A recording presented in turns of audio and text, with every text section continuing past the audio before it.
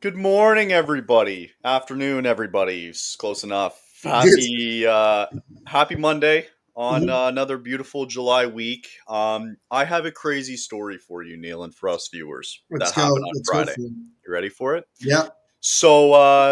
Friday, first things first, found a hole in my tire, right? We got that Ooh, patched up, no problem, right? good. Come home to find out that a couch that we have grew mold. A brand new Ooh, couch grew mold a underneath. brand new one. We got it 2 months ago. Two Wow. months ago, and there Ugh. was mold grew underneath it. Mainly two reasons. Because one, the dehumidifier that we have sucks. It's Okay. old. Now And check the other it. is the fact that we didn't have it like raised high enough because it's fairly low to the ground, so no air can get under it. Hmm. My weekend consisted of cleaning this goddamn place.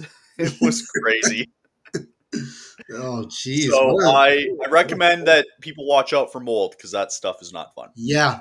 No, I've spent, the last, 6, 7 months, helping my family clean a lot of different things in the house because we're selling it. We're moving Yeah, into a new place. This, that, and the other thing. nice. And um, I thought there was going to be a lot more mold down in the basement. There wasn't as much, which was kind of like a pretty impressive. Because my parents have had this house for 30 plus years Right. at this point. Um, and so yeah, no, I thought that was interesting. But yeah, no, it's not. Horrible. I've watched. I don't know if you've ever watched it. I've watched this show called Bar Rescues on Paramount. Yeah, I love it. Um, Love and John the amount Taffer. of episodes I've seen where like they show like black mold or like mold in general, and I'm always watching these shows, and I'm like, how do these people like go home every day and not like clean anything at all? I Yeah, find that like fascinating to me. I find it crazy because it's like it's a huge difference between having your home and owning a bar, right? Or When a you look at those, restaurant or business right? in You look general. at those two comparisons because in your home, right, like you can kind of let that stuff happen, but you find it and you're like, oh, okay, no problem. Like I can clean this up, Sure, no problem. sure. For whatever reason, like guys who do that, like that's a place that you're trying to make money. Yes, absolutely. Like and it's and it's important to clean like every day. Like they wouldn't tell you you all want the to time. clean Like, every ounce of it? yeah. Like oh god, it's And especially disgusting. if you have a team of like 6, 7 people, like you could definitely get it done. You could. You should get like there should be like a night to like close the bar early or like yeah, close early and decide, you know what, we're spending a couple hours, we got to clean this fucking place. And there's bars that like they'll say that they close at 11, but really they wrap everything up like an hour before, and then they use that last hour to just kind of like clean everything and all Clean, that. It's just, clean, and man. Cool. I don't get it. I don't It get it. But yeah, sucks. mold. Clean your place, guys. Like The it's worst kind like of mold though is mold you find in like food. That I still to this day like that's a whole mold, different like ball. seeing mold in like things like a couch like it is still disgusting, but Yeah. it's not as bad. But Not fun. Thank God we caught it. It's all good now, thank but goodness. Sure. hopefully there's no other issues, but that Yeah. was that was not a fun time. I I got burned. I don't know. You guys can't really see it that well. It's sort of. I Yeah. got burned. I was at the Yankees Mets game yesterday, and like I don't know if you've had this issue, Kyle, where like when you go to the beach or pool, your first assumption is to like put on sunscreen. At least like most people, that's their I had to first do that thought. Saturday, yep. But for whatever reason, like when I go to like a sporting event or something, I don't think about it. Like it doesn't, or like if I'm going out with my friends to like Sure. a bar or a restaurant or whatever, I don't think about it. And I don't understand why that. I guess it's because it's not talked about as much. No, Like not people really. pushing to like, because you're still outside. Like it's not like anything changed. So yeah, I was on the train home. That's when I first looked. I looked down at my arm and I was like, oh, look at that. Crap. And I was like, well, that sucks. And then it was a slow burner for like no pun intended. It was I touched it at first, didn't hurt. It just felt really hot. But I slowly started to get itchy and I'm like a little bit of burning. I'm like, Oh yeah, this sucks. So, man. Yeah, aloe's when you get burned, guys, aloe is your best friend. Aloe is your best friend. Also totally. starch. I use starch spray and Oh that yeah, I've works heard like of a that one. charm. Yeah, it's crazy. I've heard of that one too. Yeah. Yeah, we had to do that Saturday because it was super humid. But it's Yeah. funny, like the worst place to have your burn is, or have a burn on your feet. Really? Oh my god, because then you have to walk afterwards, Oh like yeah, and you gotta like somewhere. constantly Oh, press it down on it. sucks. It It's sucks. Yeah, no, I'm trying. The only place I've never gotten burnt is like my legs. I always found that weird. Like even if I don't put on sunscreen, I don't get burnt. I don't know why. Yeah. I always Or you know imagine. what's funny is like when you go to an amusement park, which I haven't been to in a while, but like you go there and when you get in, it's like for whatever reason, it's like very cool. It's a cool climate almost, despite it being a hot day, and you don't Sure. really think about it, right? No, you don't, and you get fooled, right? Because it's like, oh, it's only 80 Yeah, degrees today. Oh, that's not bad. But then you realize, like, no, it's still like you it's totally not get fooled. good. So yeah. Well, So. today is our last Oh, you got live. roasted, by the way, by some of my friends because you said July of 4th last week, Oh, and people were like, "What the hell was that?" I'm Canadian. What do you want? Yeah, Like, they were like, "Oh, so should we start calling Canada Day Day of Canada?" I'm like, it's essentially the same thing. it's pretty much the same. Yeah, It's true, that's but fine. nonetheless. Anyway, I'm also a dumbass, but whatever. yeah, But today, yeah, today is our last live stream for the summer. I it's a have little a while. date where we will be back. Okay, I have September 8th cool, is when we'll be back. Because what the nice. plan is going to be, going to release an episode every Monday. Going to work on it this week. But I'm basically going to do a quick 10-minute little power hour of our draft prospects Sure. in 2025. That's going to take up most of the summer. Ooh. So we'll be getting that to you guys every Monday.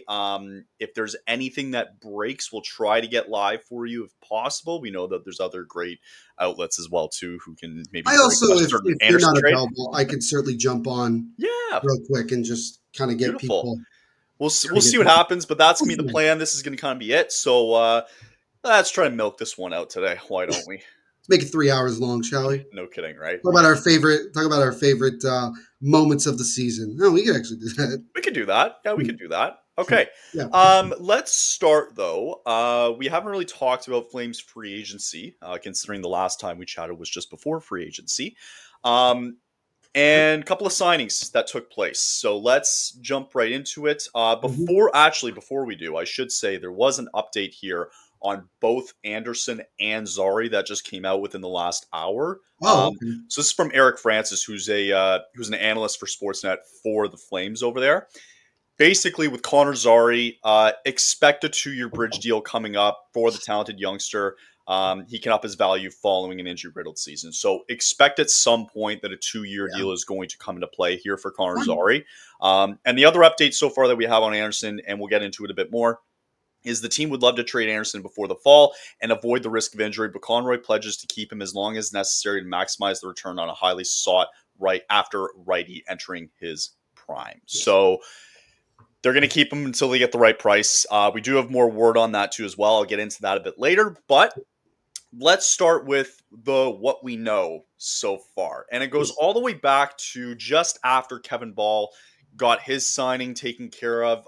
It's some Sure. AHL guys as well too here, but let's just quickly go through it. Luckily, there isn't a lot.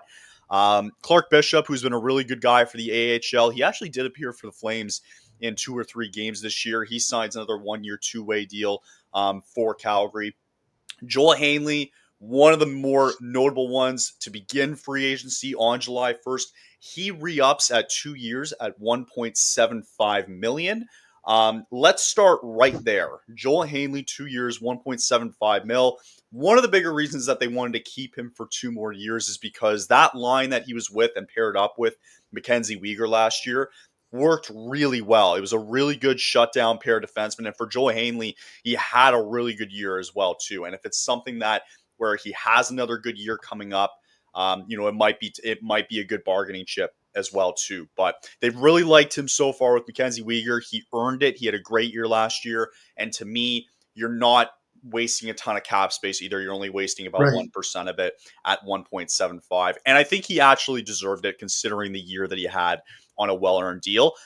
I don't love the term, if I'm honest. I would rather it be a 1-year deal, and Hmm. just kind of figure it out and go from there because you want to see what your youngsters can do. So, you know, it's not like they can't just put him down in the AHL either. It's only at $1 million, or they want to just dump him. We could see, but I'm very curious to see what Hanley does this year on this 2-year deal. Yeah. No, I mean, I think I definitely agree with you that a 2-year deal is a little bit of a stretch, but it's also like not like the worst thing in the world either. I think it gives you a little bit of flexibility because what it does is it gives your young defenseman a little bit more time to develop in the minors and in juniors. And you have a little bit more veteran stability. And like you said, Hanley did have a strong year. He actually had one of the better plus minuses last year on the Right. team at plus minus of a plus 12. Considering that the Flames struggled very mightily to score, Oh, the fact that he ended up with a plus minus of plus 12, I think speaks to how strong he was on the back end. correct. And yeah, I mean, this is a guy that I think can average 10 to 15 points, and that's fine, for a guy that plays in that. And like you said, he played really well with Uyghur. Uyghur even talked about it at the end of the year that he really felt that as the season went on, him and Hanley seemed to really, really work well together. They Yep. practiced a lot together. So I would expect next year that that's going to end up being the pairing again, which is totally fine. So I don't really have a problem with Hanley coming back. I don't know if he's a top four defenseman. It's going to be Sure. interesting. I think that's kind of where I'm a little bit unsure. The term is again, it's 1 year, maybe too much.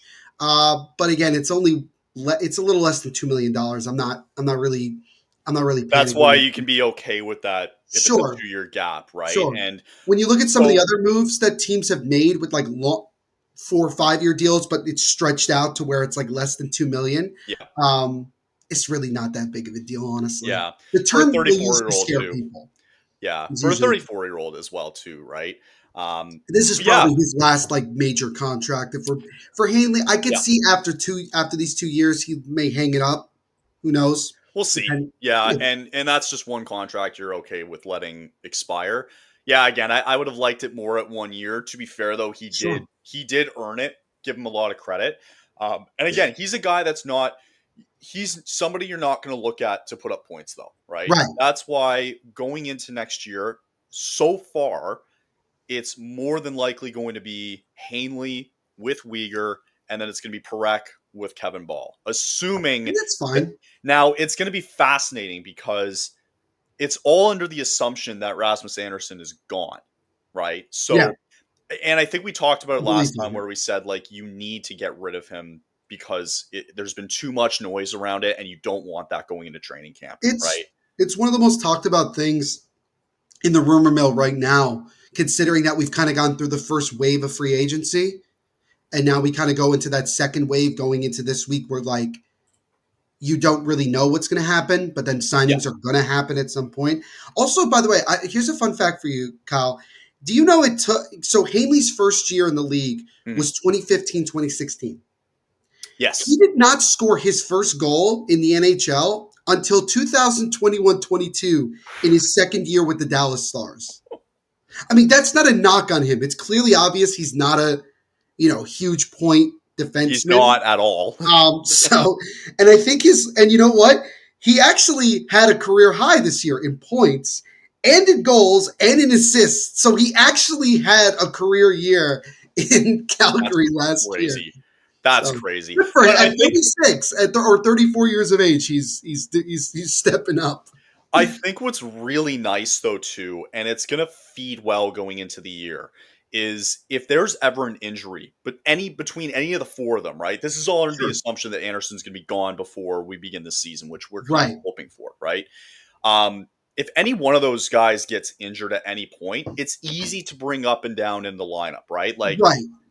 let's just take Hanley, for example, if he gets hurt, no problem. Ball can come up, right?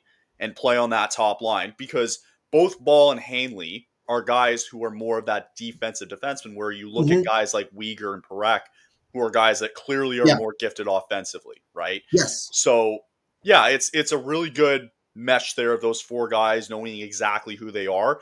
I'm kind of curious to see if the Flames are done in terms of their top six. I'm curious to see what their 5-6 is going to look like coming up. We know that Braden Bahal is probably going to be one who's still sticking around there because he also signed a 2-year deal earlier on in the Hmm. season, if you forget. So Bahal is probably going to be sticking around there on the right D side. I think if anything, now that Jake Bean's contract is done, you wonder what that left D side is going to look like, and you maybe hope that's probably a youngster coming into it, and we'll have to see. I mean, it's going to go back to what Craig Conroy said last year at the beginning of training camp, and it was all about guys competing and giving opportunity for young guys to compete for spots. And I think that that's probably what you're going to see at training camp this year. And I'm not against it because you're not really banking on hope. You're Sure. banking on guys being motivated to want to Step take up. that spot. And Yeah. more competition means you're going to get the best out of guys because they're going to want to push themselves to the limit. And I think what guys don't, I think what a lot of Flames fans, for me, when I was reading it, when Conroy actually made those comments where he said, like, come take a job, right? Right. I don't understand why there was fans kind of like, oh, well, half the roster's already taken up. Like, what are you talking about? No. Like, it's fair game. Like, if somebody's playing better than Blake Coleman's going to go. You know what I mean? Like, you go and There you you take go. the job, right? It's Right. any job is available. It same thing for I love Coronado, it. right? He signs a 7-year deal. You know, hey, by the end of the year, maybe they get rid of him because they found somebody else for the job. Not going to happen. But I'm just stating a fact here. I would be Right? worried. I would be a tiny bit worried I know. if that happened. I'd I be know, like, but I'm just stating, like, yes, you probably sure. see. I would probably argue that there's 3 guys on this team, maybe 4, that are untouchable. Right. Right. Other than that, You put Nazem Kadri in that oh yeah, oh god, yeah, the okay. whole Flames Because the league whole there's been rumors flying around and stuff about it. such bullshit. Only Complete bullshit. particularly for him to go back to the Leafs is Yeah, what I've been no, hearing. it's It's total total BS. classic Toronto propaganda. Exactly. There was a signing though that the Flames made on July 1st. 2 signings, I should say. One of them being more of a smaller one, though. It's a 2-way deal here with Nick Sychek. Signed a $775,000 1-year 2-way contract. 25-year-old defenseman. He's going to be a guy that's probably going to be in the AHL again, but who knows? Like, there's going to be a lot of fight here for that bottom 6 alongside Braden Pahal. So there is an opportunity to probably get something there.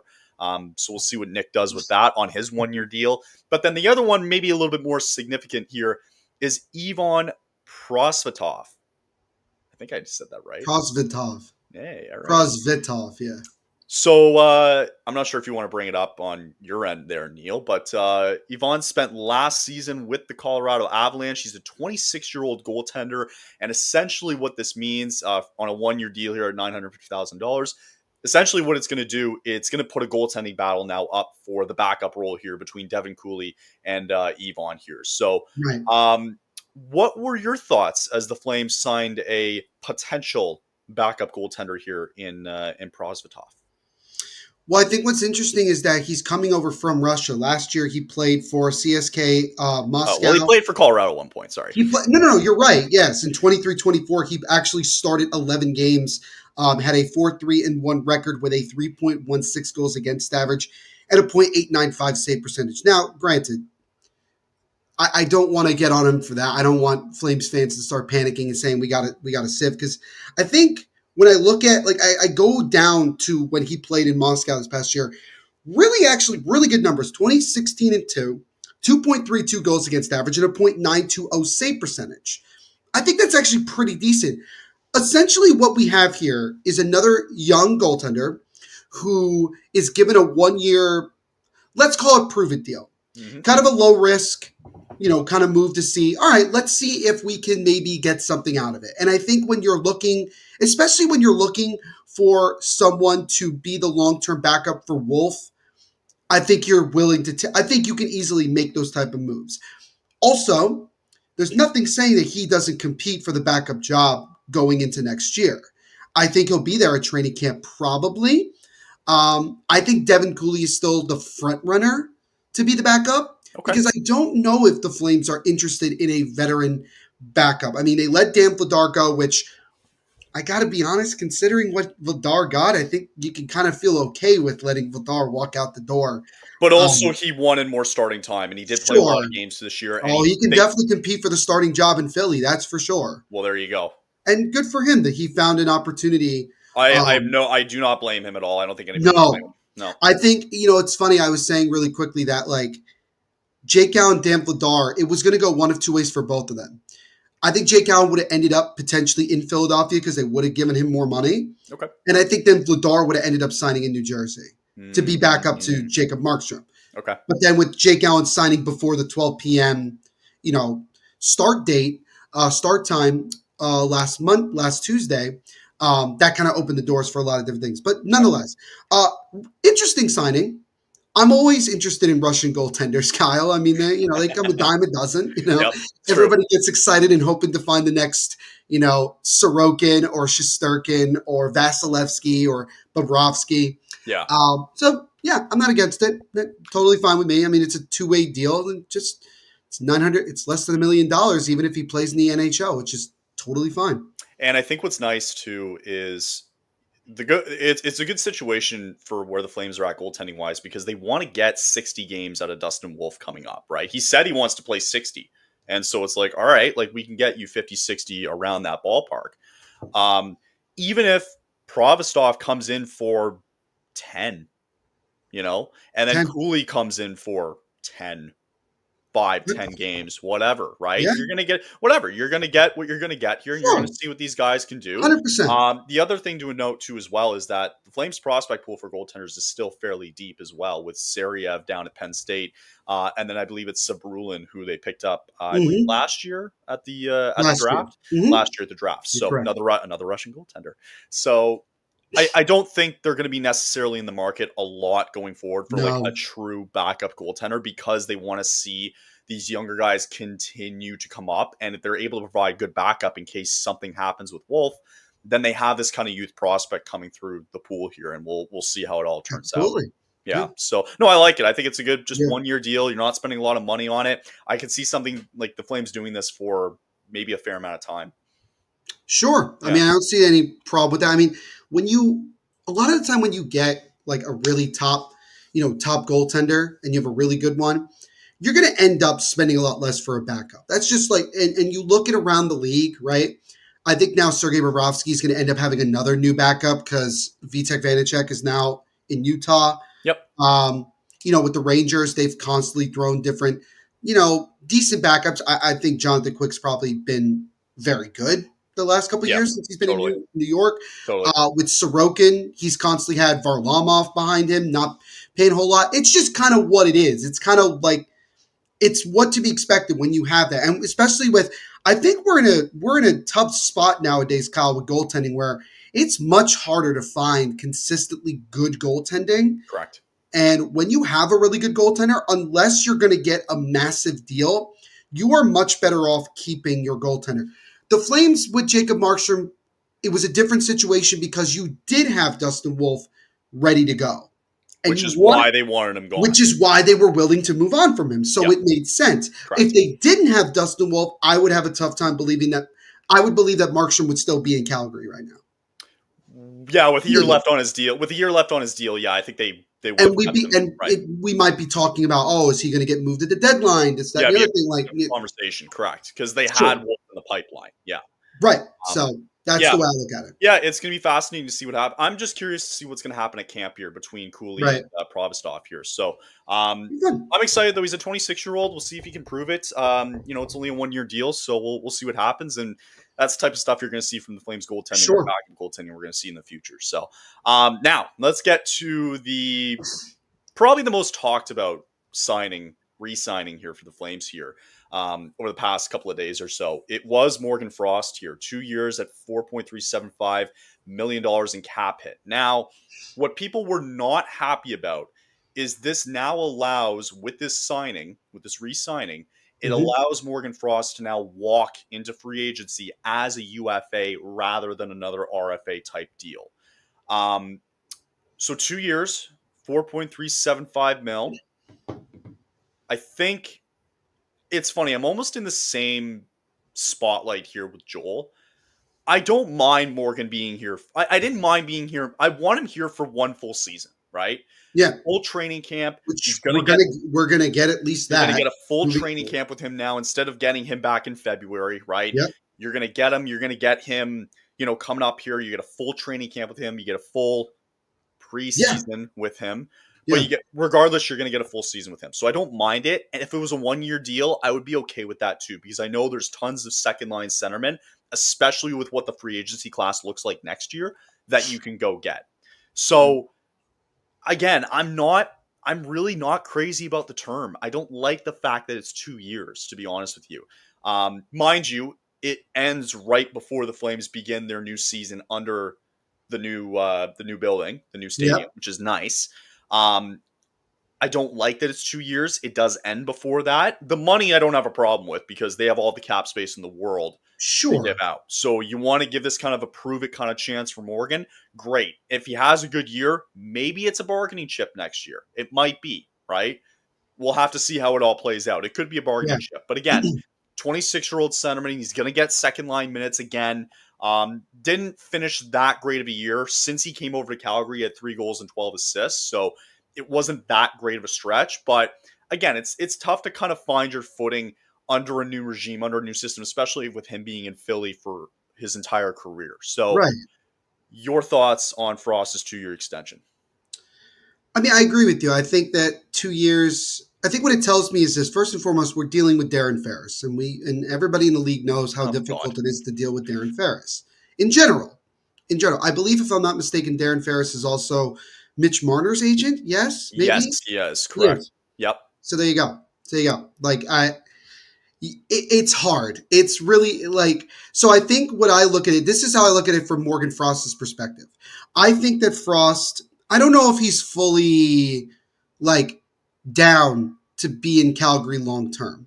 I'm just saying, like that's what I see out of this deal. I see it as he wants to see how he fits in the system, playing, again, full season in Calgary, wants to see where the direction of the team is because he is 26, right? And Right. he's right there at the beginning of like what I would call the prime of your career. Sure. But also Morgan Frost does need to prove a little bit here because he was not performing all that well in the last year-ish that he was with Philadelphia. If you think he had 11 goals and 14 assists when he came over to Calgary Prior to the trade, right? prior to the Right. trade. And the Flyers were definitely willing to move on from Morgan Frost pretty Right. easily if we saw the deal. And he only had 3 goals, 9 assists in the 32 games that he was playing with the Flames last year. I would look at it as for the Flames, it's not the end of the world because at the same time, you're still getting a young centerman that can play top 6 minutes, and he could certainly help. And like you mentioned, he could be a bargaining chip as well. Who knows what happens this season? Who knows what happens in a year from now where things go? For all we know, Morgan Frost has a really, really big, really big season, and that really, helps his value, but also helps the Flames as well. Hmm. The money's not like you said, the money's not a big deal. It's whatever. It's 4.3 million. When no one's paying again, guys. It's Like not an overpay. It's not an underpay. it's not an Like, it's a pay. it's a The answer, pay. it's a Exactly. pay. He got paid more than what he was making in Philly, and that's to be expected for a young player like Frost. And it's not again for in terms of the cap hit. Like it's not a. We're looking at a time when the Flames begin. They're getting their new stadium where they're Right, not concerned about spending this kind right. of money. I think also one thing that you didn't mention that I think should be mentioned Sure. is I'm getting the sense that Craig Conroy really likes flexibility in Yes. terms of contracts, in terms of Totally. it's like he wants to just kind of take it 1 year at a time and always have the flexibility to do things and change the direction. Bro, So, like that's so in a true. year from now, if we take a major step, let me give you an example. We take a major step, right? Let's say we make the playoffs. We finish top 3 in the Pacific. I'm just giving an Yeah, example. that's fine. Yeah. That might make Conroy be like, okay, maybe we're further along in our development of this team than we originally were. So that might change his thought process on what he wants to do. And that might get, and he has the flexibility to then make a move that, with cap space or assets that might be more beneficial to the team moving forward. That's kind of how I look at it. So that's what I see with this. But I do want to see Frost get top 6 minutes because if this guy's going to prove himself in a full year, I'd like to see him get higher minutes. That's the way I look Yeah. at it. Totally. Hmm. It's so true though, from what you said about it's almost like you're right. Like it's flexibility for him, but also it's Craig Conroy still being in control, right? Yes. Like he's in control of the entire situation here. And we'll get into it with Anderson here too, but this he's said it from day one. The plan is to be ready when this new arena comes, right? And it's just these slow little deals. You're going to get another 2-year deal come up here with Zari as well.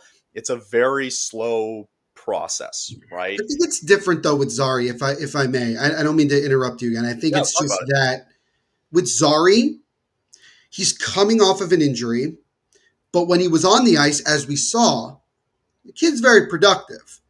But he needed to have more of a prove it deal. I don't know if this is necessarily completely a prove it deal for Frost, but I think it's more. It's hard to say. But I also like it for Craig Conroy because if this doesn't work, if like we go in, if the season ends and Frost didn't have that good of a year, you could definitely move him. You I could, think the unless salary I cap don't know what keeps his no going up. trade. I don't know what his no team. What if That he would has have a to be list? something to look at. Yes, If he has a list. So okay, so let me I could ask look. you I could this. look that up while you're talking. I could find So it let me probably. ask you this then. Yep. Go ahead. So you think it's more of a prove it deal for when Zari gets his bridge deal rather than Frost? Yes, that's the way I personally look at it. Okay. And that's not even a knock on Zari. That's just the fact that I think, if I'm not mistaken, I think Zari is younger than Frost. Oh If yeah, I yeah, had yeah, that, yeah, yeah, yeah, yeah, yeah. yeah. I want to see Zari keep that performances that he had at the end of the year going into next year. I just want to see it, and then I'm fine. I like Zari a lot. I thought he was one of the big. I thought he was one of the bigger surprises for me last year, and that's why I was upset when he got hurt because I knew he was starting to really start to produce.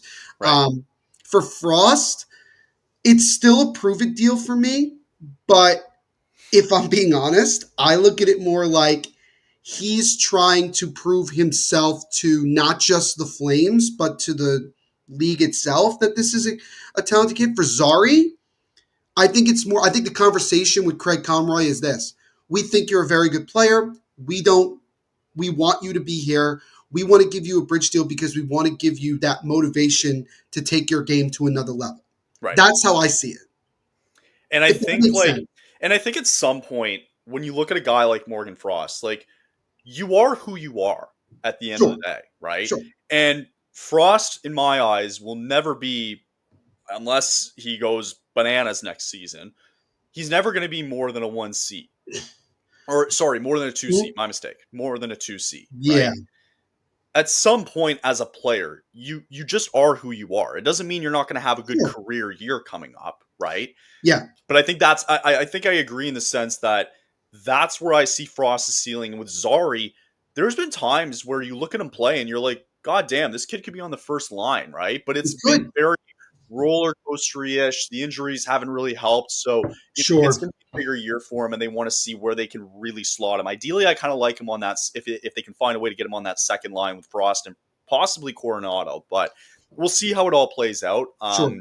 And then yeah, we'll probably be hearing soon, very shortly, about Connor Zari. So Now with Morgan Frost, really quickly, he has yeah. no stipulations in the first, no clauses in the first year. Oh, Next year is a modified no trade clause. how many teams?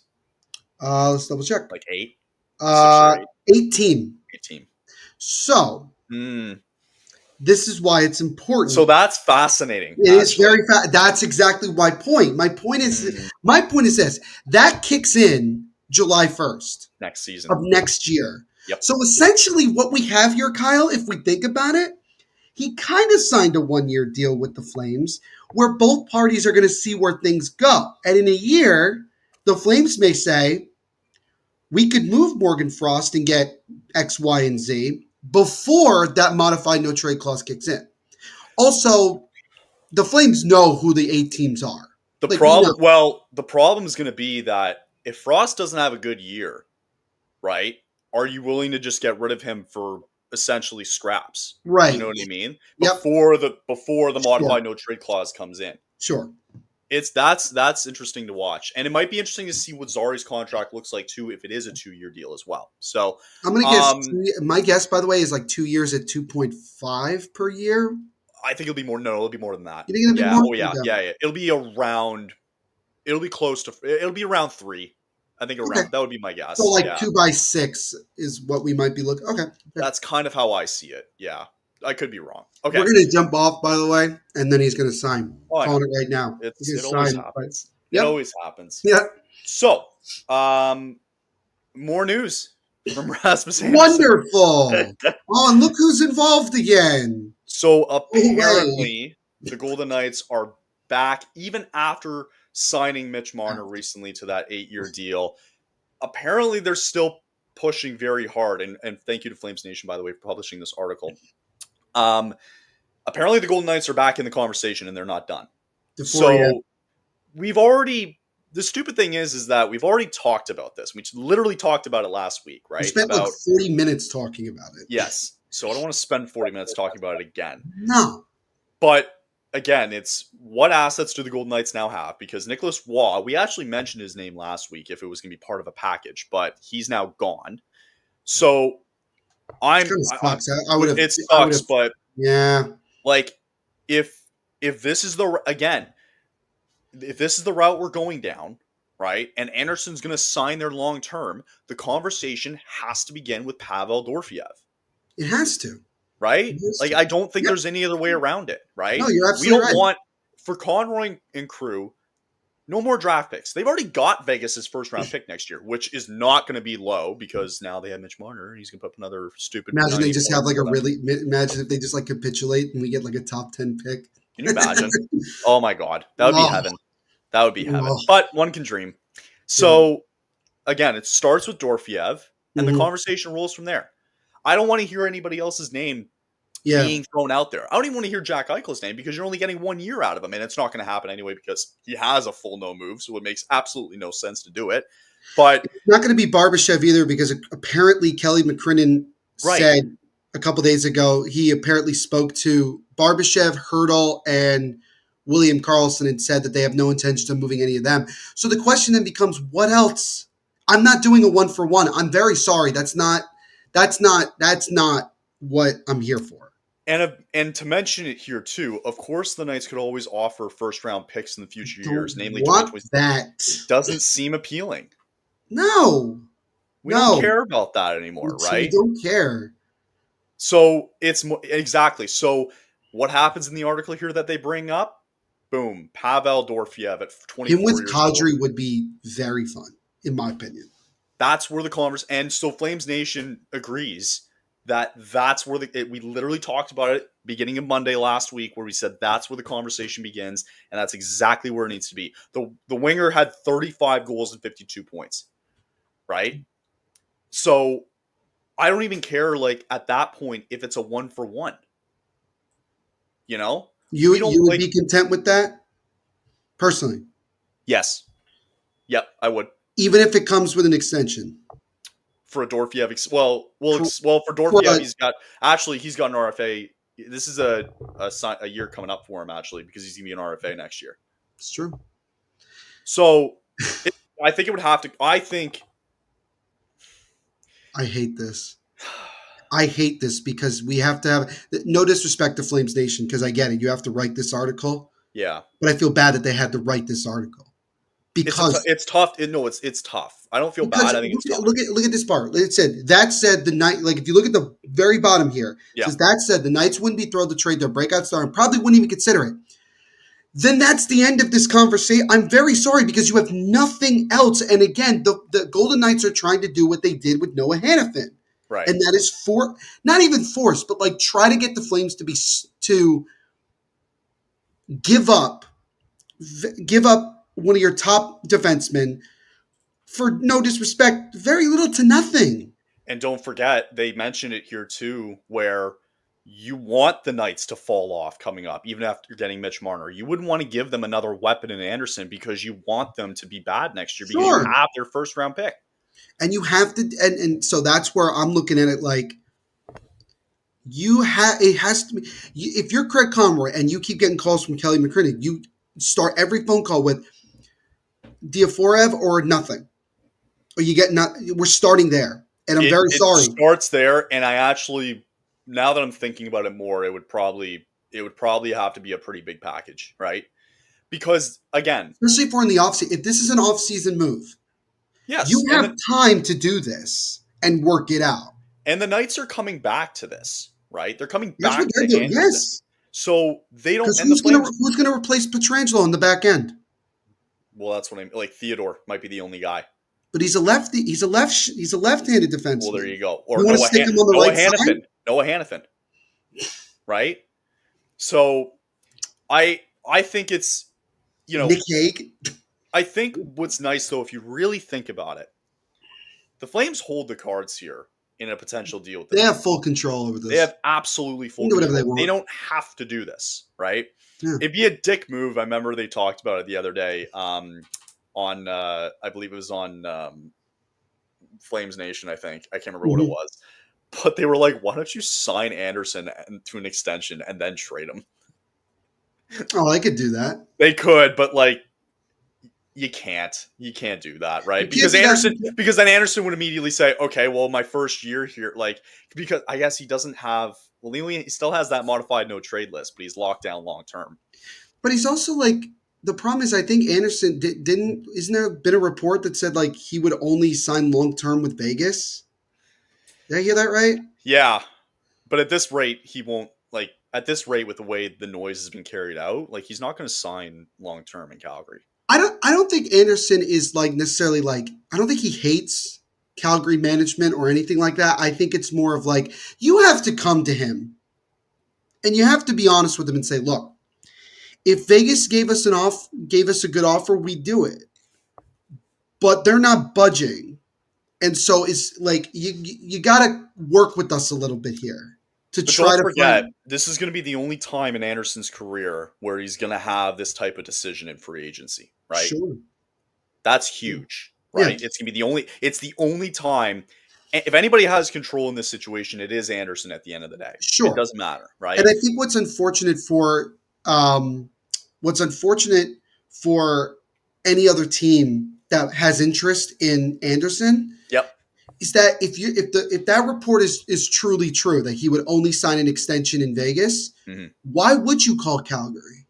Why would you attempt it Why would anybody else? Unless you're totally content with him being a rental? So I look think, at but it, I so look think at it like this way, right? Let's say like the Leafs call, just as an example. If they're fully content with, we'll just bring in Anderson for a year and then we just, if we don't keep him, we don't keep him. sure. Then yeah, that could probably make it easier to make a move. But also like Anderson might have a bitchy attitude about it. Sure. It's tough. And I just want Vegas to come back to the table and say, fine, we'll give you Pavel and. But I'd want him signed. But I'd want Pavel signed. signed. I would say, look, here's what we'll do. He has to be signed.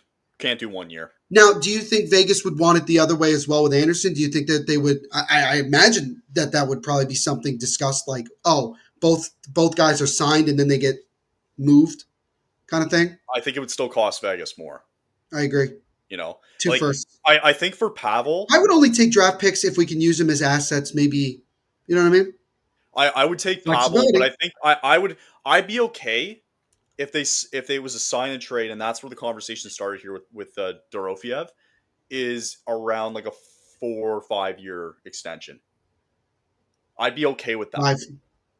I would go. I'm leaning towards 5 personally, but that's sure. I would go 5 because you're going to get the most of his years out of it, right? Sure. With Pavel. But I think it would still, to me, I think there still needs to be more that comes from it. I think it's going to take the. They have no disrespect to anybody, but like they don't have any prospect to me that's like. So if that's the case, then like drain their prospect pool. Then screw it. Fine. Right? Give me your next. Take on another RFA. I'd take on another young RFA. Give me another unprotected first round pick and maybe another 1-2 on top. Like it's going to cost you. Yeah. Right? Because your hands are essentially tied. And if he really wants to go there, like to me at this point, even after the Mitch Marner signing, ain't no fucking way this team is not making the playoffs. I want to actually look up their prospect. Their prospect pool is not. I think it starts with like their new guy coming in at like number 52. The guy they just drafted. Wozniak, I think was his name. Oh God. Their prospect pool is not good. Right now, the highest ranking. Oh, this is sad. Oh my God! Oh my God! This is like nothing. I'm sorry, very disrespectful, but this is like not much. Plus, they Their have a decision highest to make. rated They have prospect, a decision to make coming up with Jack Eichel too. they do. Their highest rated prospect currently is Lucas Van Villette out of the University of St. Thomas in the NCAA. He was drafted last year in the 7th round. Right. Right. I got Very, I mean, he does have a lot of accolades. I'll give him that. Oh, okay. right. Yeah, I'd start with that too. So, Why well, not? that's the thing. That's the thing. You don't have any prospects that intrigue me at all. I Like wouldn't even take their. zero. They have one goaltending prospect. Right. One. No, goaltending. Flames aren't in the market for gold. Well, wouldn't make sense if they're in the market for No, they goaltenders. don't. So let's No, look. this is terrible. Let's look at this again because I think we need. We need to look at this again. It's Right. so weird seeing, by the way, Mitchell Marner. That throws me off. Yeah, I don't like that. Oh, don't ever do that, guys! Don't ever do that again. So 3 guys here. No movement clause, no movement clause, no movement clause here for Stone, Eichel, and Marner. And then I'll quickly look at their defense here. Ooh. Pietrangelo, also I hope he gets better because it sounds like his career is over. I think his career is done. It sucks. Even that letter that he sucks. wrote in his message, it really did sound like he was like, I don't expect Yeah. myself to be back. I don't even know what he might be dealing with. They didn't even. We have no idea. I'm scared. But no trade clauses either for Shea Theodore, Noah Hannafin, and Braden McNabb. So let's go back and also too for Riley Smith and Brennan Saab, but that doesn't really matter at this I'm point. surprised, by the way, Victor Olofsson is still a UFA. He's still there. Yeah, he is still there. Yeah, he didn't have a great year though last year. Don't forget, Alexander Holtz is an RFA too. Yes. No, he goes in the deal too. I'm telling you right now. As somebody who saw him play a lot, he's a very low risk. Low risk because he's 23, Kyle, and he can shoot the puck very well when given a chance to shoot said puck. Right. Now, is he super fast? No. But also, are the Flames a fast team? Also, no. Respectfully, we're not that Sure. fast. That's a guy. You want to talk about competition? That's another guy. Also, I really. Oh my God, Aiden Hill at 6.25 mil for how and their many backup years? is Akira Schmidt. Bro, Okay. that's Okay. now. Ilya Samsonov is still. Wait a minute. Ilya Samsonov is still a free agent. Oh, that poor man. To be fair, Aiden Hill is a Stanley Cup champion. So I don't care, Kyle. That's a lot of money for Aiden Hill. So we're not looking at defense because I don't think there's anybody there. You're not looking at goaltending, so we have to go back to the forward group here, right? See, it has to be Dorofeev. It has to be. Here's my problem with Holtz. You brought up Holtz, right? I did. The problem for me is I think there's too many guys in the pipeline for Calgary to allow Holtz to come in. Like, are you going to stick him on third line right wing? I don't know. I only say maybe. Like, but that's this where is Joel also to Farabee me, should be, right? Yeah, and this is also to me like we talk about like we need more than just Dorofeev. I would take him. I would take Dorofeev, Holtz, and I would take at least 2 first-round picks. I'm being honest. Because I want flexibility. Sure. You're going to get Dorofeev, and that's great. Holtz is a low-risk move that you can, if you try, if it doesn't work kind of thing. Sure. And then you have first-round picks, which you don't even have to use them to draft players if you don't want to. Right.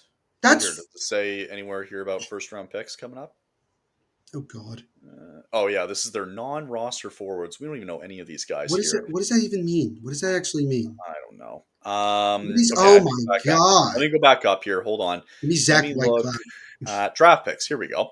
There we go. Look at this. They have nothing. Oh, wait a minute. No, they do have something. Nothing next year because we have it, right? Let's take 27 and 28, Kyle. Let's have their entire future be us. I mean, that might. Oops, shit. I think it might be. Yeah, bro. This is. I think it would definitely like. And this is all hypothetical, right? Because if it comes down to it, and this is where we sit, right? Yep. Now, There is also the Winner. possibility here Yes. that you look at some guys as well too who could waive their no move. I don't think they would at all Yeah. because I think it's going to be too difficult. So to me, I don't think it's a matter of like, for me, it's a matter of, I think it's going to cost Vegas too much. It's going to cost you Dorfeev. If you want, like, it would have to be a sign and trade for Dorfeev, and I wouldn't even, I don't even know if I would be comfortable bringing in Holtz, to be honest, Neil. Right.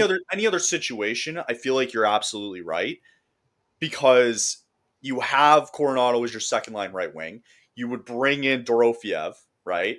You would have preferably Joel Farabee on that third line right wing to revive his career a little bit and play Right. alongside Backlund and Coleman, right?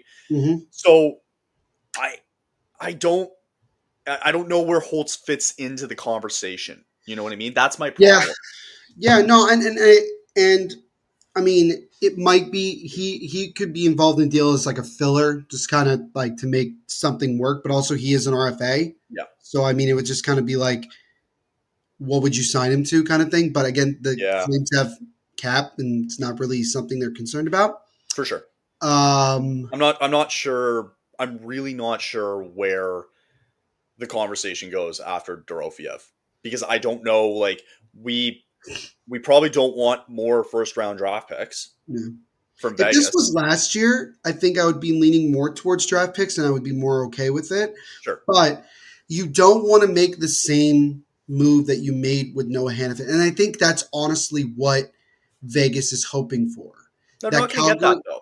that Calgary bites and says, "All right, we'll take like a first round pick." And it's like, Yeah. "No, you idiots. We're Well, not I doing it." believe with Hannafin, it was also a sign and trade as well too, because they got a first round pick, which they probably desperately needed because they wanted to get the pool going, and they were hoping that Miromanov would turn into a better top four D man, which he hasn't. She hasn't. So, Yeah. yeah, I it's gonna be a fun conversation down It the would be line. much more interesting if we could talk about other teams that were interested, and I'm sure that there are. I'm very sure that there are. But the I problem is that agree. everything I agree. stops if what Anderson is saying is true, where he's like, I'm only going to re-sign in Vegas. Well, then that's unfortunately that's the end of the conversation because then Correct. you can't talk to other teams. You can't talk to Minnesota. You can't talk to Tampa. You can't talk to any of these teams and be like, and all right, let's make a deal. You'll have to say sorry. Like, just FYI, he won't sign long term Sure. if you take him. So if you're willing to take that risk and you're not on his no trade clause, then okay, we can make a deal. But other than that, You could that's see the end of the something conversation. halfway through the year too, where you see a team that's performing really well, right? Yeah, And they have cup aspirations all of a sudden, right? yeah, And that's something that they're missing, right? Then maybe that's something you look at and you yeah. can. And again, it's the problem is it's going to cost any. It would cost any team, and I have full trust that Conroy's going to get something done here. And you know Well, what? Even if they trade him and they're getting something out of it, at least you're not losing him for nothing, right? right. That's the most No, important thing no, about it. yeah. I mean, that's the big thing you look at here. So it's like, yeah. I But mean, don't get me also, wrong. If yeah, we're getting, go yeah, ahead. go ahead, go ahead. They need to trade him this offseason. That's it. They do. Yep. That's pretty much it. Luckily, it's only July, so we do have time. Exactly. And Um, I think you should play the waiting game. I think they have to. I think you We'll should see call who Vegas. knocks on the door next, right? I think Conroy's got to call McCrinnon and say, "All right, here's the deal, Dorofeev, and we'll talk. If you're not going to give us that, then we're not talking." Yeah. And have a That's good where the season. conversation starts, and it has to be a sign and trade, and it's Sure. going to be more from there There you go. because they're not going to get fleeced by Yep. Vegas again. They won't let that happen. No, they're They not. know who they are. They know what they're going to do. They're always going to do this. So you got to make sure they pay the piper every I, single friggin' time. I would say to any team in the league right now, if you get a call from Vegas, either don't answer it or be a hard ass about it. Always. Because Yeah. Vegas just wants to try to fleece you. That's essentially what they're doing. Because what is their whole intention? To win. Bingo. To win. Bingo. All right, let's move on to the last little segment we got for us here. Actually, two more because we're going to talk about our favorite moments from this past season to wrap Yeah, it up. But yeah, let's talk about what else happened at free agency. So we've got some guys letter grades here. Um, More the ones that we haven't seen yet, nor have we talked about since last week. yeah, So ESPN's going to give their grade. We're going to give our grade, and we'll sure. go up from there. Yeah, Okay, let's do very it. good.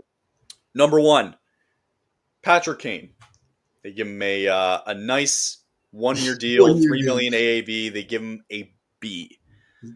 Any team that's serious about their postseason chances know that they're going to need proven top six scorers, and that's exactly who Kane is. Letter grade. Yeah, I'd give him a B too. I think it's. I look at it this way. I think Kane definitely enjoys playing in Detroit. He's made that kind of clear. He's still a top six winger even at his age. I think he's still fairly productive at his age, and I think Detroit needs that top six help. I'm very curious though what they do to kind of improve their defense a little bit because that's something that even after getting John Gibson, which by the way, very good deal I think for Detroit. I give him a lot of credit that We're getting there. yeah. Well, that's not free agency. That's a trade. Well, I think he's on the list here All right, still. fine. I'll give him a B. I like Okay, it you like because I B? thought he was going to go to the Rangers again. I thought he was going to leave. I'll go B minus just because it helps them. I just hope that they can actually find a way to get in this year, right? We'll see what it does, but Do you like it's their 100-year logo? By the way, I do. yeah, it's nice. It's It's fine. cool. Yeah, it's fine. Yeah. Yep. Okay. Yeah, that's good. Let's move on here to the New Jersey Devils, Mr. Neal. Jake Allen, 5 years at 1.8 million. They gave him a B plus. Where do you rank Yeah, him? yeah. B plus. 5 years. That was the first thing that people freaked out about. But then when you look at how little money he's actually making over 5 years, Yeah. that's a great job by Tom Fitzgerald, I think, because what you're essentially doing is you are locking in the fact that Jake Allen, he even said it, he's going to retire as a Devil. One way or the other. He's not going anywhere else. No, this is it. He really likes playing New Jersey. And Jake Allen was very good. Jake Allen was very good in the year and change he's been in New Jersey. And he really likes playing with Markstrom, and that's great. So I would give them I'd give him an A minus personally, because I like 5 years at only $1.8 million. Because here's what it is, Kyle. He could have signed with someone else for 2 years, $9 million in total. Instead, he stretches it out to the point where we don't have to worry about, with salary cap wise, goaltending, Yep. because he's making very little. Now the pressure comes with, what is Jacob Markstrom's contract extension going to be like? That's if he gets an extension, though, right? Like, I if think, that's the I path he's believe going to the go plan down. is that's going to be the case, because if you didn't keep Jake Allen, I think it would have been different, because Sure. Markstrom was banging on the table for the Devils to keep Jake Allen. But Yeah, I it's think that deal. so. That deal looks so funny to me. Just like on paper, it It looks is funny. really funny. I I agree with B plus. I actually like B plus. Fair, It's fair. good. It's more or less. I think it's so good for Allen's team, like in general, his team of guys to work around to get something like this, because now I think it's 9 million. it's right. It's not 2 years that's Just short and then you're done, right? But he stretches it out because he wants to play longer, and Mhm. the fact that he gets to do it behind Markstrom, and if for some reason Markstrom doesn't come back, all you really have to do is go out there and find another goaltender who can play you 40 other games, and They that's a do battle have for number one. young prospects in the wing So like there you Nico go. Dawes that can come in and eventually play. Nico Dawes has played over 50 games in the NHL already in Yeah. his career. So Oh my god. Ow, ow, ow, ow. We're good. I think Ow. Kyle's having a Charlie horse, ladies and Yeah, gentlemen. just got to show you horse. We're good. Okay. Okay. Wonderful. So yeah, it's like We're good. it was a little bit of a surprise that the Devils were able to keep him, because I think for several weeks the assumption was that he was going to test the market. Sure. But the fact they were able to get him done before he became a true free agent, I think is a job well done. First Job well good done. move of the offseason. Beautiful. Next, we have Mr. Brock Besser. 7 years, 7.25 million. It is a B ranking from ESPN. All the problems the Canucks had last season have now translated into Brock Besser, instead of going to free agency, locking down a 7-year deal with the Canucks. Great for Mr. Neal. B minus, personally, because I'll tell you two reasons. One, This just proves that the grass is not always greener somewhere else. I mean, Yeah. Brock Besser, I fully believe he wanted to be a Minnesota Wild. I fully believe that. Okay. And when Minnesota made the trade to get Tarasenko, that killed any sort of hope on that. And I think Besser, I think truly that Vancouver went back to the table and did this because they are trying everything possible to keep Quinn Hughes from going. That's what I see out of deals like this. For the player himself, good for him. Good move. It's great for Brock. Yeah, I, no, I, it's good I for Brock. actually think the AAV is not that bad, all considering. Yeah. The So AAV isn't bad. No, I do think it's yeah, I like that you said B minus because I was going to go down that route too. Actually, I was C plus or B minus if I'm being blunt. Like I was, but I I felt like just C plus was a little bit harsh. yeah you keep Brock right because last year or excuse me in 2023-2024 he had a 40-goal year right. Um, but you wonder like they say it here in the article. He's not the fastest guy. He's not the most dazzling guy. He's a good producer, right? I just wonder like what does this do for Vancouver down the line when you're trying to build a cup contender, right? Because they kind of had that, right? And Yeah, now it's squandered a little bit, and it does seem like an attempt to be like we're locking these guys down long term, Garland, Demko here for the next 3 years or so. you still have Pedersen locked in, Correct, yeah. So you want to see what Patterson does as well. even though So they've definitely considered trading him. I Still. don't. So yeah, to summarize, I don't hate it. I just wonder what's the direction now we're going with Vancouver. This is the Jim Rutherford special, ladies and is he still no? Is he still there? Patrick Alvin. No, Patrick Alvin. Yeah, I was gonna say. I mean, I don't know. I don't know. All right. Next up is going to be Vladislav Gavrikov. 7 years, 7 million AAV here for the New York Rangers. Great. See, Yeah, I'm surprised they have it. I'm surprised here's the thing. ESPN has it at B plus. Nah, sometimes I don't trust their judgment. Anyway, you trade Keandre Miller, who was going to make a decent amount of money, and he did on his new extension in Carolina. Right. You trade him away for a guy that was similar to Keandre Miller at almost the same. I don't get it. I don't get what the Rangers' direction is, other than they're going to just try to compete again next year. And they are damn lucky that they got to move Trouba and Kreider because they wouldn't have had the money to do this. I like the fit, fine. I don't like the money or term.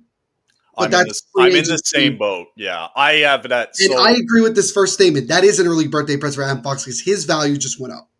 Yeah. So you said C. I said C.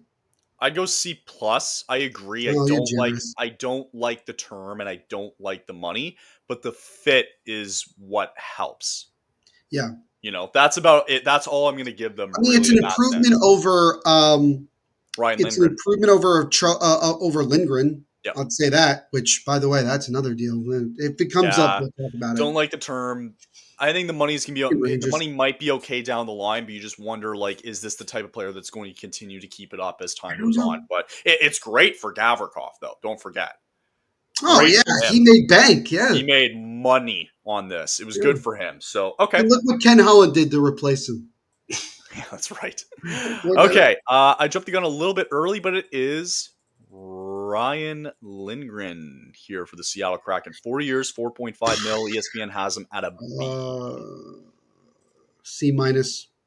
Ooh. I don't really. I don't get it. I don't. What is Seattle trying to do with any of the moves they've made? So what are they trying? What are they looking to?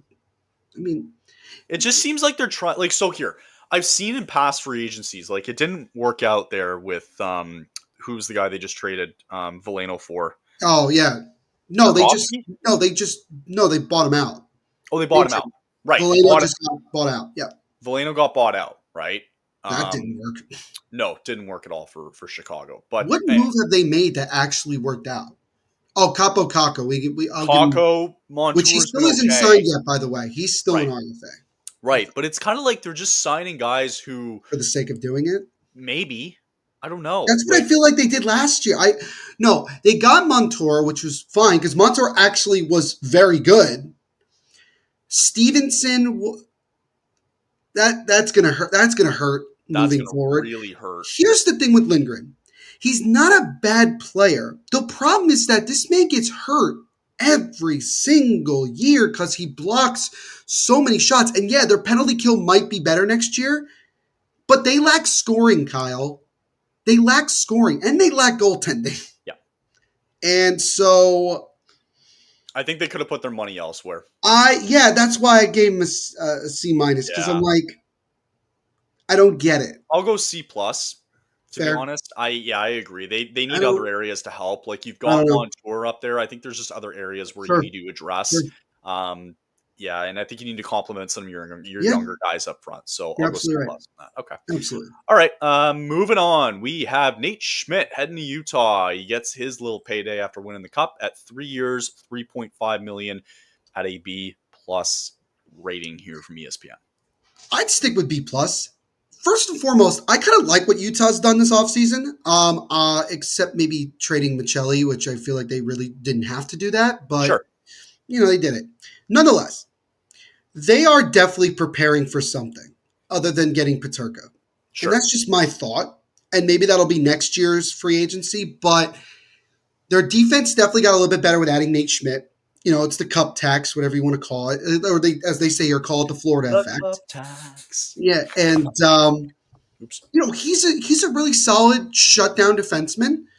I thought he had a great final, by the way. I thought he had a really good final. Well, really if good keep that up, that's really good for Utah. Yeah. The 3-year contract, $3.5 million in this economy is honestly not that bad. And by the last year of its deal, it's not going to be much considering how much the cap is going to go up by then. No. With deals like this, in this day and age, we would look at it and say it's a solid deal. By the time it gets to the end of it, we'll be like, that's literally nothing.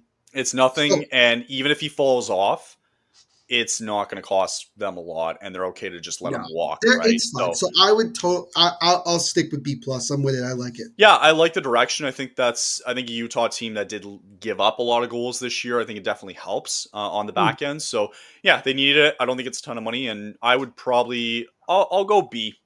Okay, I like it at B though. Yeah, or you know what? No, I like B plus. For improvement. B plus. Yeah, no, I like B plus actually too. I should say that instead. Nice. Okay. Now, oh God. No. F. No, I'm kidding. Corey Perry on a 1-year deal, $2.5 million, B plus, heading to LA. Do I give the Kings a grade or do I give the Oilers a grade? You can go both. I'll give the Oilers an F. Because why couldn't you keep him around?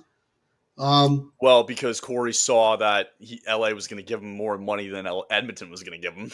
Yeah, and at this point, if you can't win a cup, going to 5 straight finals. This screams to me that I think Perry is remember, people forget Corey Perry did win a cup.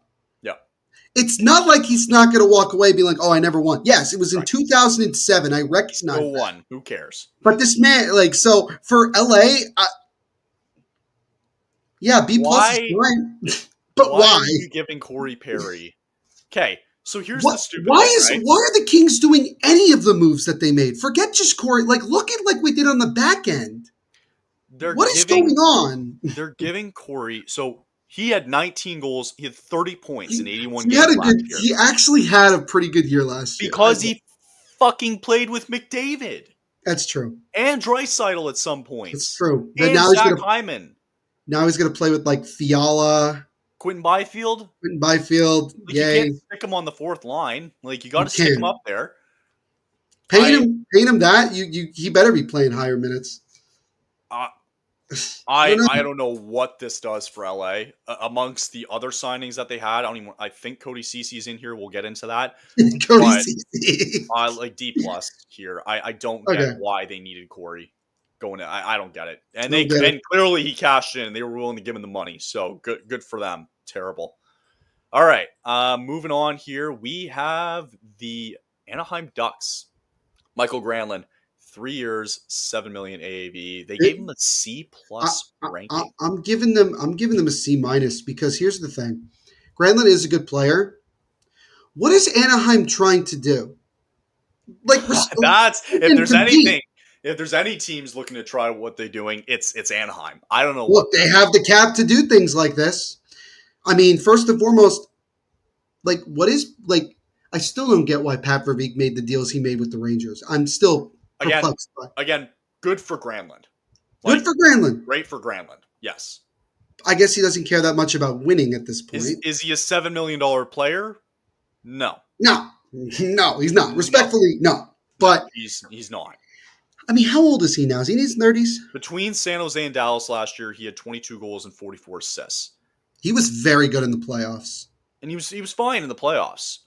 I just don't see him as a $7 million player. Yeah, so if Cutter Gauthier, Chris Kreider, and also, Carlson, McTavish being there. Well, McTavish might get moved. He might get moved. Which I think he's going to end up getting traded. I don't know where he's going to go, though. So just quickly what ESPN's saying here. He has 21 million reasons to leave the Finnish Mafia. Well, they do have a lot of Finns in Dallas, yes. Yeah. They do have a lot of salary cap, is what they're saying here for a team trying to improve overall defensively. Granlund is anything but a 200-foot player. He was negative relative to his teammates across the board defensively in Dallas. So he's more of that offensive type man who's not a 200-foot player. So is Kreider. So what are we getting here? Right. What's happening? I just don't think it makes sense. I'll go C minus. Sure. Good for Granlund, great for him. For the Ducks, makes no sense. All right. Brent Burns, 1 year, $1 million heading to Colorado. A minus. A minus for this one. I like it a lot. I really like it too. And I hate Colorado that they get to do things like this. I really like it too. I'm just going to be honest. You mean to tell me you're replacing Brent Burns with Keandre Miller? Is that what I'm understanding in Carolina? Is that what I'm going for? No. I think Brent Burns should have stayed. But that's not up to him. The Hurricanes didn't want to keep him. They want to keep him. Burns is still a productive player. Listen, I said it behind the Surgecast guys. I said it to the Surgecast guys. I remember when I jumped on with them after Carolina lost to Florida in the East Final. Nice. And they were kind of saying or alluding to the same thing, where Burns really should not be playing those top 4 minutes, especially deep into those playoffs, because that's where it was kind of hurting for him. Yep. But he's able to slide into a Colorado line here where you have Devon Toews and Cale Makar already on your top unit. And you have Josh Jansen on that second pairing. You could stick Burns on the third pairing, and you're good. I like it a lot. I think it's aggressively get taller on that right side. If you think about it, like Makar, then Manson, then Burns. I really, really like this signing for Colorado. I think it's a great one, especially because they're still in that cup window where they can still add. So, no, I like it. It gives Burns still another chance to try and go for a cup next year. But, yeah, I like it a lot. I'm excited to see Landeskog full year. Me too. Really excited for him. All right. Nick Ehlers, 6 years, $8.5 million. They gave him an A minus. Do you concur? I concur because I think the deal itself actually is pretty good for both teams. It was clearly obvious that Nikolai Ehlers wanted to go somewhere else. I don't think he ever really had. He was done. I think the one question that I have, that was interesting. I have one question though. Will he fit in Rob Brindamore's system? I think that's going to be the big question, because you think about some of the names that have come through Carolina the last couple of years, right? You have Jake Gensel, and you obviously have Mikko Rantanen, and it hasn't worked out. Now, granted, for Stankoven, who's maybe not at the same level as some of these other guys I mentioned, he fits in better in that system. I agree with that. And I love the Stankoven signing, by the way. I do, 100%.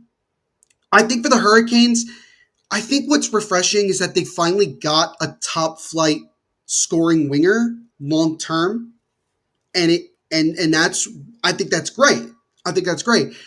This is not a knock on the Hurricanes or Ehlers it's just where I'm very curious to see how he fits in that system. He might fit in perfectly and it works out great.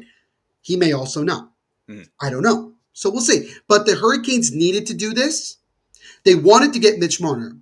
But when it was clearly obvious that Mitch Marner didn't want to go anywhere but Vegas, they pivoted. Done. I'm sure they're glad to not pay $14 million for Mitch Marner right now.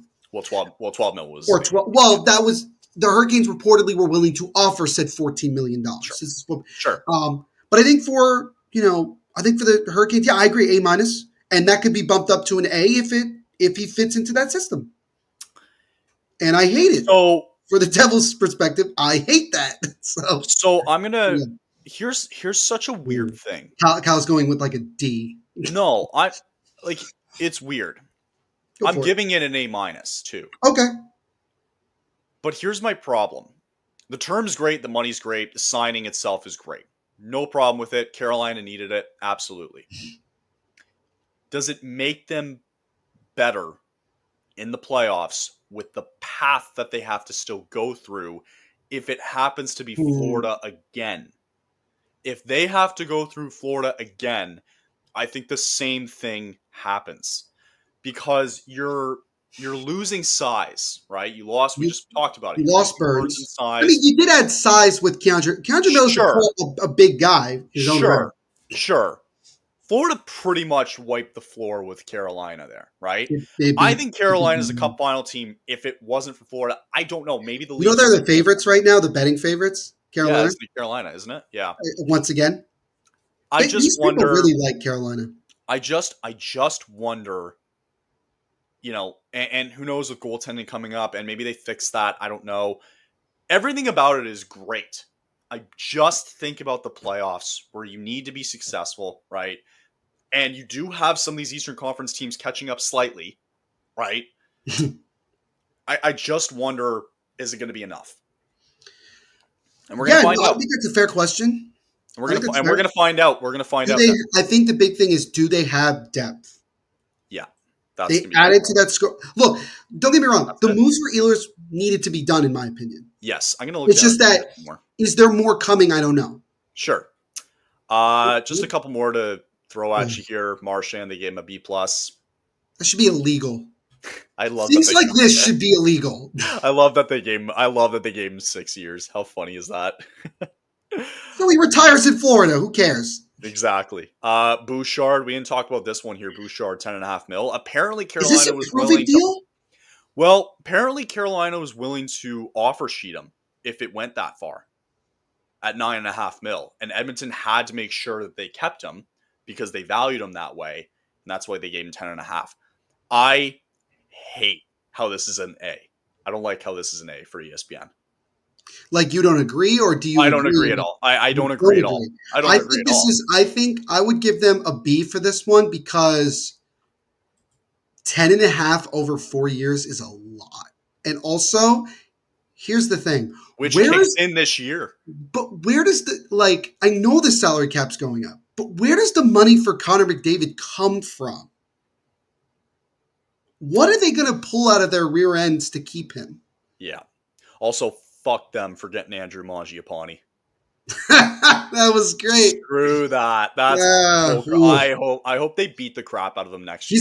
I think he's gonna get booed. When he comes back 100% he'll get booed. Calgary. Yep, 1,000%. Yep. Maybe just a quick take. This here. is an F. No, this is an F. This is an F. This is an F. I don't like it one bit. Fire away. This is a massive overpay for a guy that's like a decent second pairing defenseman. For those of you who don't see, by the way, it's Ivan Provorov. It's Ivan Provorov. 7 yes. years, 8.5 mil. Yes. Yeah. One thing I will give Provorov credit for is he's very durable. He doesn't miss games. He's there in the lineup, and that's great. This man doesn't really produce a lot of points. 33 points is decent, but Kyle, do you like a 33-point defenseman as your second pairing defenseman? Do you like that? No. No. So they're going C+ because they're trying to be generous about it. The Blue Jackets have done so many good moves. Yes. This is the one I don't like. Correct. I don't like it. Should have let him walk. Correct. Yeah. Should have let him walk. You could have found someone the same thing for about 3/4 of the price. You got it. I think we're missing a couple. We already saw Ekblad. I hate this move. We already talked about this one last week. We talked about Ekblad. Hate it. And that was it. So there you go. Sam Bennett. I hate that. What are some of the other moves that LA made? They got Cody Ceci at 4 years. Brian Dumoulin at 4 years. Brian Dumoulin. I'm forgetting one. Well, they got Corey Perry, which we went over. So real quick then, before we go into our last segment, winners and losers. up to this date here on our last final show until Yeah. September, winners and losers of free agency. Winners, I'll go with Florida because they were obviously able to keep all of their guys, and that's awesome. Yep. Vegas, simply put, for the fact that they got Mitch Marner and they, just stacking them up as we go along. I'll give Carolina. Right now, I'll give Carolina winners. Honestly, I think I that like they that win. too. Yep. Yeah. I like it. Losers. I feel like I'm missing somebody for a winners one. Probably not. Losers. The Kings. Don't get it. Trying to think of like who else. Who else sucked? Seattle. Seattle? Yeah, that's a question mark. Yeah. Anaheim. Anaheim's a big question mark too. Yeah. Yeah. Don't know what they're doing. No idea what they're doing. I still don't get trading Zegras. I don't. Yeah. I don't get you get Kreider and you replace Zegras with Kreider. I don't get that. I don't. Wasn't a lot of value that came back the other way. Because you took a lot of the teams that, fair enough for the winners and losers portion of it. Yeah, like Florida's season winner. Wait, also, can we throw Nashville in there? Yeah, sure. We can throw Nashville in there. Yep. Losers. Oh, no. Oh, wait. No, I got it. Boston. Tanner Janelle. What the actual hell are we doing? Yeah, that's right. I think Pastrnak's going to get traded in a year or two. Winners, the teams who didn't spend a lot of money this offseason.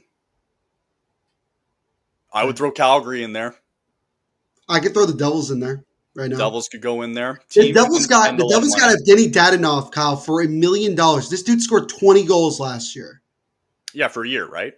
For a year. Well, apparently it's more. It's a year, but apparently it's more than $1 million. But there's incentives. Bonus to incentives. It's hilarious. Yeah, I like that. And then they got Connor Brown, which I know some people say a little bit of an overpay, but this is also free agency. What the hell? I like Connor Brown. I do. Now, if they could sign Luke Hughes, that would be great, and trade Palat's contract, which I don't think that they will. And that'll probably happen after we're done. I've been looking at my phone for the better part of the entire hour we've been on, and what's happening? I don't.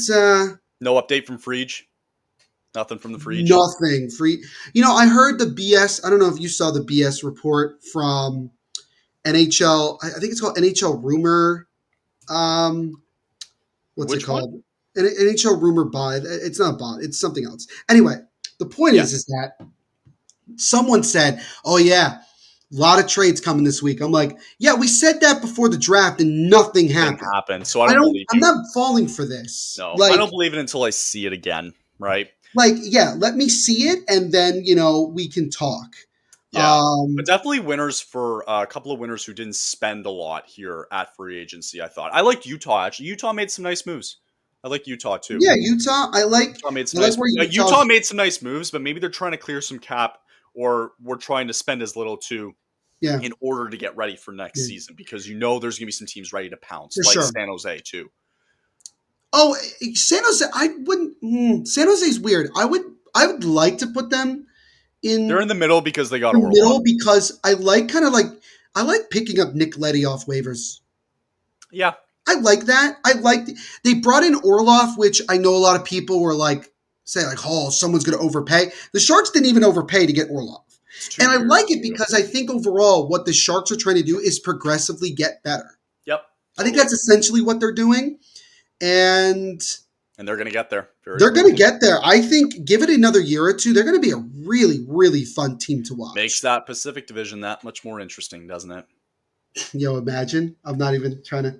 We're going to get to the era where Calgary, San Jose, Utah are going to be the top 3 teams in the Pacific Division. unless I don't know, unless Edmonton's going to get another kick at the can at it. But okay, let's wrap this show up. Let's go back and what was your favorite moment of the year for the Flames? If you had to pick one. There's been a couple of good ones. I would say, honestly, one of my favorite moments was actually that comeback that they had against New Jersey in, March? Yeah, when they were in Jersey. Yeah, they were in Jersey and they came back from down. I want to say it was 3. I think 3-1. I think they were down 3-1, and they scored 3 goals in the span of 90 seconds. Yeah. It was chaos. It was chaos, and it was impressive. It was really impressive. There was also that goal. I don't remember what game, but it was that goal that Connor Zari scored. Okay. It was an overtime. I think it was an overtime goal, I want to say. I'd But I have don't to. I remember. can't remember which one it was. But Yeah. yeah. Okay. Yeah. Or any goal that Matthew Coronado scored, because I don't know. I just really liked watching Coronado play this year And personally. it's exciting to watch him too going forward. I'll go. I actually have two. I love Kadri's goal when he jumped over the Tampa Bay defenseman. I can't remember who it was. He jumped over. Mm, That was mm. cool. And then Justin Kirkland shootout winner against Pittsburgh. That was early in the year. It was super early, but it was like, whoa! It was just cool to watch. It was really Never fun to forget watch. those first 15, 20 games when we were like, oh, I guess we're not really rebuilding or tanking. I guess we're actually trying to. I think overall though, like I certainly wasn't expecting a playoff push. I don't think either of Yeah. us were expecting a playoff push, but to have like that excitement that we had going to the end of the year where we had a nice playoff push, like that brought some joy back Yeah. to me, and that's what I want to see. I want a team that's going to be fighting and gritty and fight tooth and nail to try to And win I every think that's game. what we're going to get next year, too. I believe that too. With hopefully a little bit more offense. So I guess that wraps up season 1, if you want to put it that way. Sure. I mean, the following episodes could also still be like season 1 because it's like It's like extras at this point. So the plan is, again, they're going to be about 10 minutes long, and they're going to come out every single Monday for you guys. It's going to be public scheduled and ready to go. It'll be about our draftees. Again, if there's any sort of breaking news that's monumental, we'll try and maybe see if we can break one out for a 20-minute little segment. But as far as we know, that's gonna wrap it up here for our first full year. 57 episodes of the first year. That's crazy. That's nuts. It's pretty good. Very good. And we didn't even start this podcast didn't even start a year ago. It hasn't even been a year yet, I don't think. Yeah, I think we started end of September-ish. Yeah. We started like right at the beginning of preseason. Something like that. But so September 8th will be the beginning of the next season, and we're going to be off now for the next 2 months. But Kyle will be off. I'll probably also going to spend like 2 hours this week to record some of those draft picks. I think I'm going to do the exact same thing with Devil's Stay Mine. I think I'm going to spend like 3 hours. I think I'm going to do player reviews. I think that's probably player reviews, whatever it may be. It'll be draft picks that we just got because it's just easier. You do a full episode on how stupid a trade for Anderson to Vegas would be. It'll be something so random. It'll be like 5 minutes. Absolutely. So unless you hear from us from anything breaking, that's going to wrap it up for our first full year. Good stuff as always, Neil. Good first year. You as well. And we'll see what's in store September 8th coming up. So can't wait for that. Now I can put on my sunglasses and enjoy the beach. Enjoy the beach. I know. I can't wait for this. Like, can this be the thumbnail? Just I know we've had some time, a little bit already. I don't have a vacation until like end of July coming up. My vacation, funny enough, is like the 3rd week of September, going to Vegas. Oh, nice. I'm gonna go see the Golden Knights play too, probably. Beauty. Yeah, that'll be. I'll be end of July, having a full week off. Still got some stuff to take care of here on the THPN side of things, but.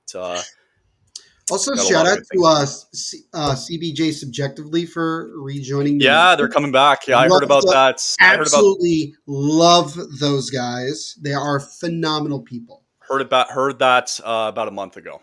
We learned about it I just found out about it 2 days ago.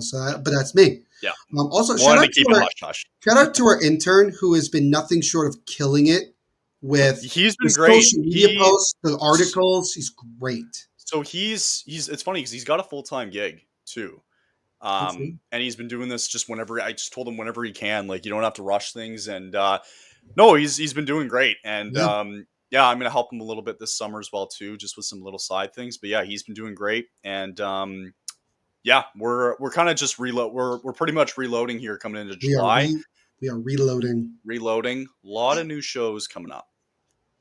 A lot of new shows. I was going to tell me all this after we say pretty much. All right, let's wrap it up. Good enough. Good first year. We'll see you all again September 8th. Check it out every Monday, guys, for draft pick.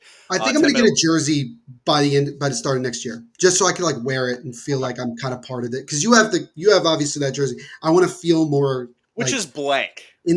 Doesn't matter. Blank is better. No, blank is better unless you're getting like a Hall of Famer or legend. Blank is better. Yeah. You know what my favorite moment actually was this year? I think we should mention this before we go. All the tributes for Gaudreau. Absolutely. That's probably got to be the first one on the list. Love it. It was, you know what, like to start the year, I think like we never expected that to happen. Obviously, nobody did. Um, but the tributes and the way they were able to honor him were phenomenal. And that's Without how I want to question. end the episode because I think that's something that we don't want to forget. And we're going to approach the anniversary of it, 1 year anniversary of it next year when we start it again. And it's going to be a conversation that will continue for a very long time. So I just wanted to give Absolutely. that a quick shout out as well, too. Hmm. So, okay, that's truly it. That's it. Great. We'll see you guys again Brilliant. on September 8th. Be sure to check out every Monday coming up, though. We'll have a 10-minute little power hour of Little our spiel. Yep. little spiel of our draft picks. But that's it for season 1. See you guys again in the fall. Later, guys.